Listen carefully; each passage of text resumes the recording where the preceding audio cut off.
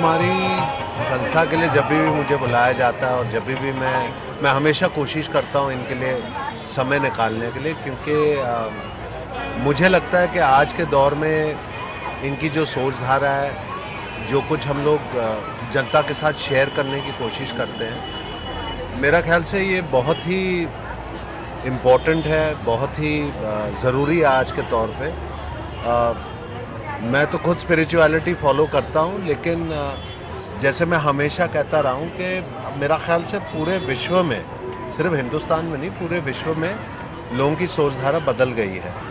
क्योंकि आज stress level सब लोगों का इतना बढ़ चुका है, सब लोग इस तरीके की सोचधारा पे हैं कि पैसा कमाना है, परिवार के लिए देख रेख करनी है वगैरह। लेकिन ये जो स्ट्रेस लेवल जो आने लगा है, उसको कैसे हैंडल करना है, उसको किस तरीके से उन चीज़ों, उन परिस्थितियों का सामना कैसे करना है, उसका एक ही तरीका है। और सबसे कमाल की चीज़ है कि मैं 12 साल की उम्र से मैं पूरे विश्व में, मेरे को मतलब मेरे परिवार के कारण मुझे मौका दिया ट्रैवल करने के लिए। लेकिन जो हमारी संस्कृति है, जो हमारी सोचधारा है, जो हमारे किताबों में लिखी ज्ञान है, वो ज्ञान हमारे घर में है, लेकिन हमारी जनता जो है उस ज्ञान को प्राप्त नहीं करते, उसको फॉलो नहीं करते। ये होती है ना वो घर की मुर्गी दाल बराबर वाली बात, लिटरली उस चीज़ को हम लोग दिमाग में रखते हैं। तो हमारी सोचधारा मेरे ऊपर कभी ठोसी नहीं गई।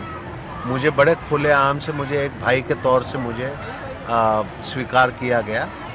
और जो लोग, ये लोग जो कुछ कार्य, जो कुछ काम करते हैं, मुझे बड़ी खुशी होती है आकर के कि जितने भी मेरे भाई और बहन इस संस्कार, इनके साथ जुड़े हुए हैं, इतने खुशी के साथ मुस्कुराते हुए, दिल लगा करके, ये प्योरिटी जो है, जो अंदर से आती है, ये एक शक्ति जो है ब्रह्मा कुमारी की, ये शक्ति से वो प्राप्त होती है। और ये चीज़ इतने खुशी से ये लोग करते हैं, ये ठोसी कोई चीज़ नहीं है, ये एक प्रॉफिट के लिए नहीं किया जाता है। नारी की सुरक्षा, मतलब इस एक टॉपिक को इस महोत्सव में इंक्लूड किया गया, उसके बारे में क्या कहें, नारी सुरक्षा अभियान के बारे में?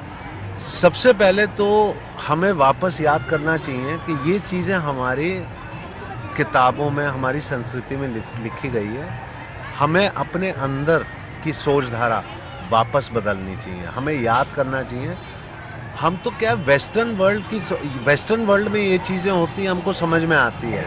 हमारे हिंदुस्तान में ये चीज़ें होती हैं, मुझे तो शौक होता है, मुझे डर लगता है। क्योंकि हमारे तो किताबों में, हम तो जब बच्चे हुए थे तो हमको पैदा होते हुए हमको सिखाया जाता है कि औरत आदि शक्ति होती है, उसके बारे में हमारे सोचधारा ऐसी होनी चाहिए। हमको हर औरत एक बीवी की रूप होती है, एक माँ की रूप होती है, एक बहन की रूप होती है।